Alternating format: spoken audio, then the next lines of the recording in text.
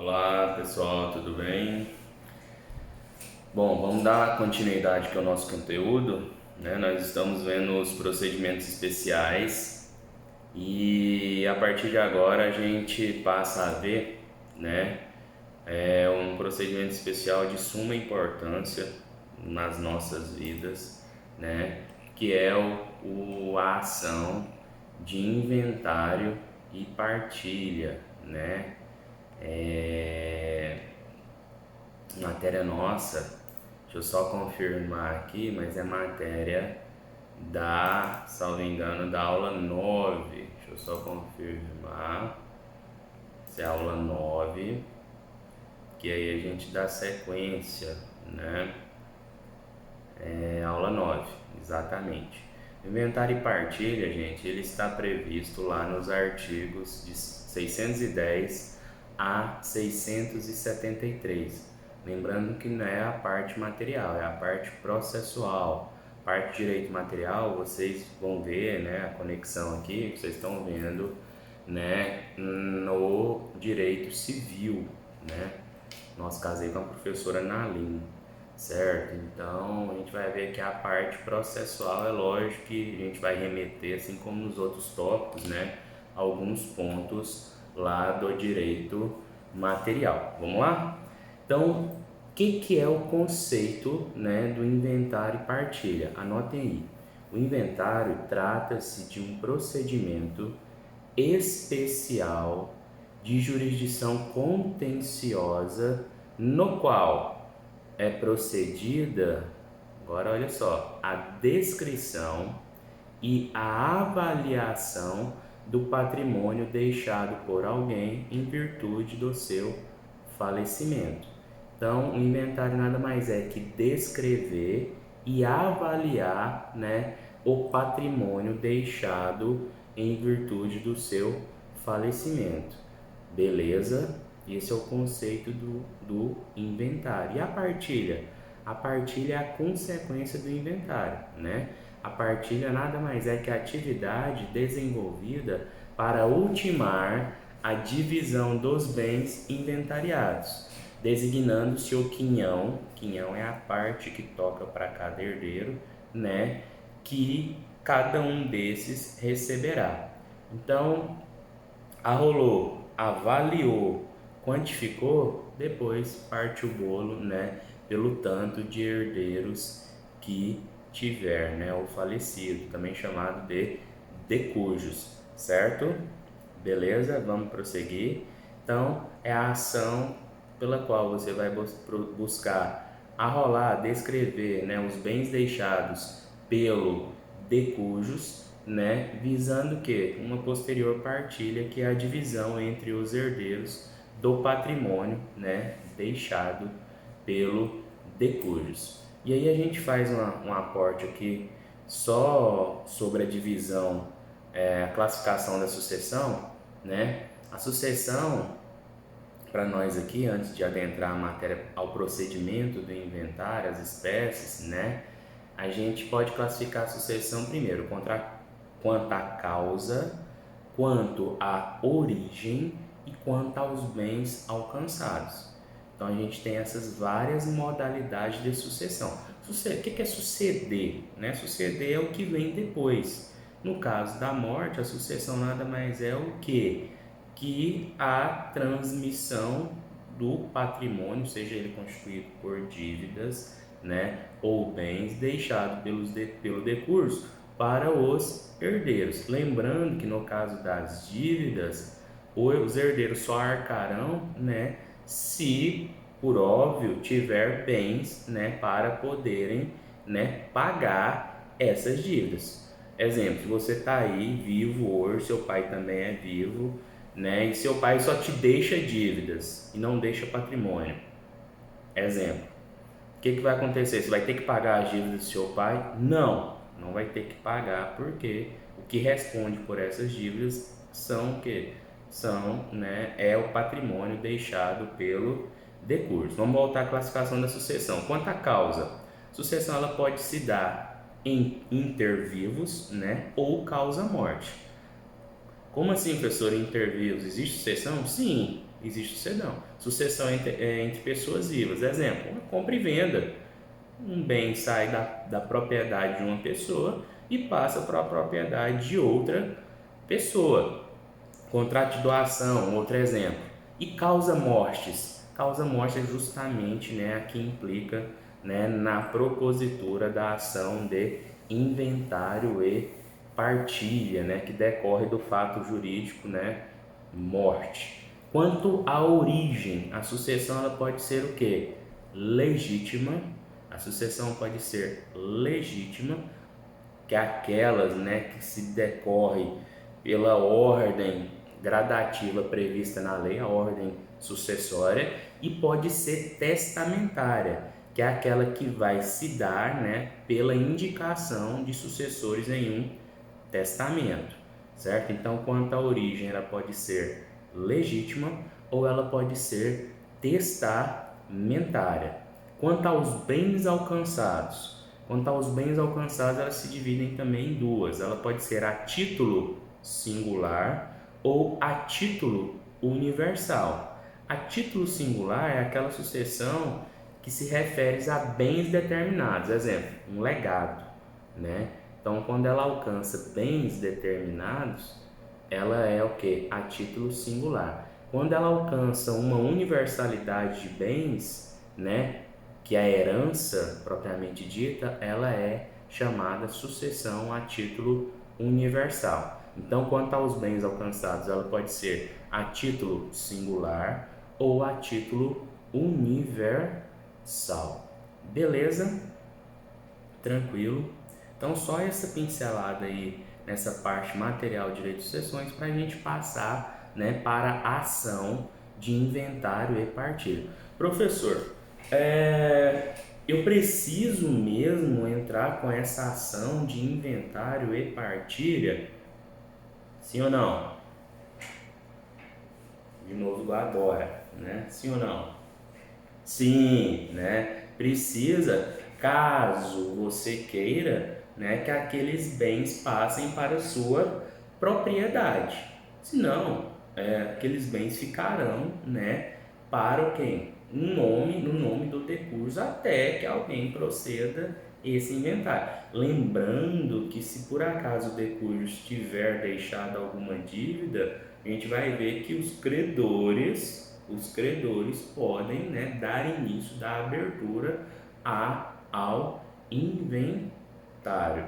Então, só recapitulando aqui, o inventário é um meio pelo qual se formalizará o que? A transmissão dos bens deixados pelo decujus, certo? Então, quando a gente fala que é um procedimento, né, esse procedimento é um procedimento especial e é uma ação. Beleza, gente? Vamos dar sequência? Quais são as espécies de inventário que nós temos?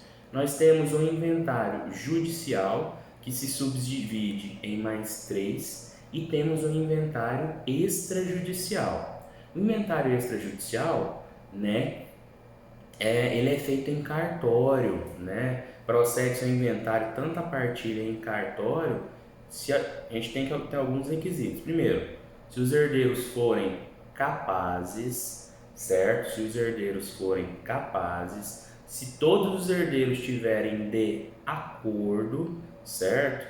E aí, o que vai ser feito? Vai ser feita uma escritura pública, né, de inventário e partilha, a qual servirá do quê? De título hábil para poder averbar em um determinado registro público, certo? Vai pegar essa escritura, vai averbar lá no registro de imóveis daquela casa deixada e a partir desse momento será feito o quê? A transmissão da propriedade daquela casa para os herdeiros, 15% para um, para outro, para outro, para outro, a depender da quantidade de herdeiros que for o quê? Deixada. Beleza? Tranquilo. Professor, posso utilizar essa escritura pública, poder levantar um valor que o morto deixou no banco? Sim, pode. Certo? Essa escritura pública também serve o quê? De alvará para poder você chegar no banco e sacar valores que foram deixados em contas, né, bancárias em nome do de cujos. Beleza? Esse é o inventário extrajudicial. O inventário judicial, ele pode se dar de três formas. Primeiro, pode ser por arrolamento sumário, certo? Arrolamento sumário, que está lá entre os artigos 659 e 663 do CPC, que presume o quê? Herdeiros maiores, herdeiros capazes, partilha amigável e herança de qualquer valor. Vai falar assim, professor, mas você acabou de falar isso é um inventário extrajudicial. Sim, infelizmente esse inventário, esse arrolamento sumário entrou em desuso, né, com o surgimento do inventário extrajudicial, né? Então, muito embora haja previsão legal, né, para o arrolamento sumário, ele perdeu, né, entrou em desuso com o surgimento do inventário extrajudicial. Então, arrolamento sumário, certo? Muitas das vezes é feito... Professor, mas então por que ele existe? Gente, olha só, lembra da situação que presume, né, olha lá, herdeiros maiores e herdeiros capazes, certo? Além que da partilha amigável e herança de qualquer valor. Professor, mas tá, pode ser que estejam de acordo, né, mas ele ainda é utilizado, gente, porque caso inicie o inventário com litígio, pode-se pedir, lá na frente tem um acordo, pode-se pedir a conversão, né, do inventário até então litigioso para o arrolamento sumário. Beleza? Tranquilo. Ele pode ser também, essa é a primeira forma. Segunda forma, por arrolamento comum, tá lá no artigo 664, certo? Como que se dá esse arrolamento comum?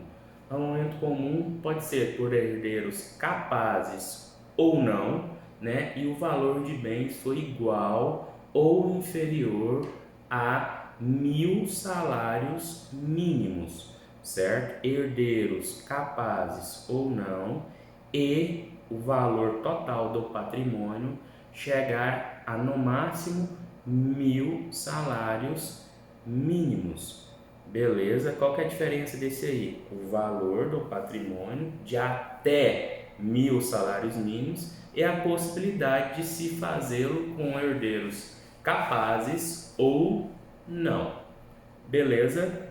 Por fim, a última modalidade do inventário, né, judicial é o tradicional. É aquele em que a briga, a discordância, é aquele que demora aí 5, 6, 10 anos, né, a depender da situação deixada. Lembra do Catra? Lembra? Será que o inventário dele já foi concluído? Bom, eu não sei. Procurem até dar uma pesquisada, né, sobre, para vocês correlacionarem, né, com a nossa disciplina. Beleza? Então, essas são as espécies de inventário, né, que pode, né, ser utilizado no nosso ordenamento jurídico. Beleza? Tranquilo? Ultimado o inventário, vai ser procedida a partilha, e essa partilha, no inventário extrajudicial, o documento final é a escritura pública. No inventário judicial, o documento final chama-se formal de partilha. É esse documento que será levado a registro, né, nos órgãos, né, nos determinados órgãos, né, de registro dos bens. DETRAN, se for um carro, cartório de registro de imóveis, se for um bem móvel.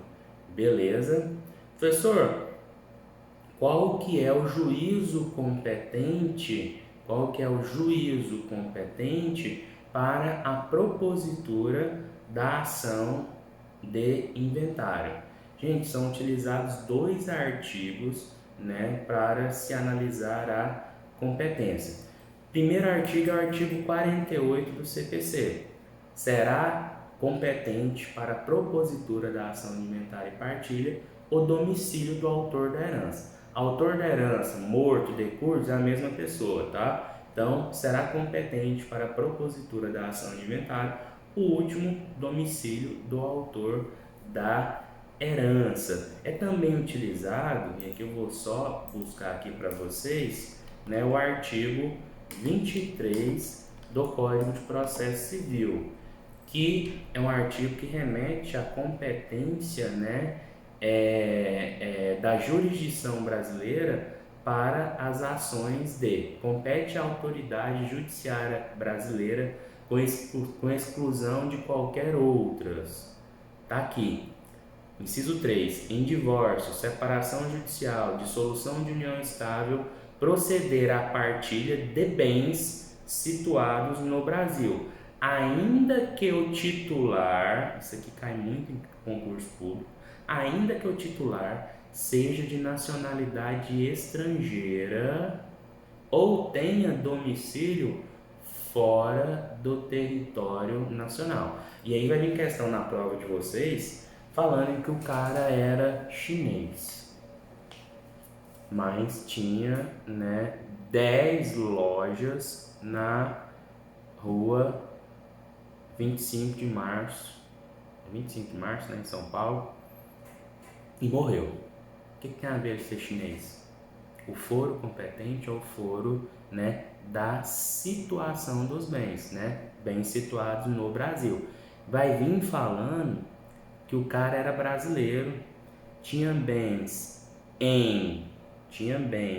em São Paulo, Goiás, Tocantins e morava em Miami, na Flórida. Qual que é o local para o ajuizamento da ação de inventário? Tá lá, é o foro da situação de bens. Professor, mas tem bens, você falou em 3 estados, qualquer um deles. Beleza?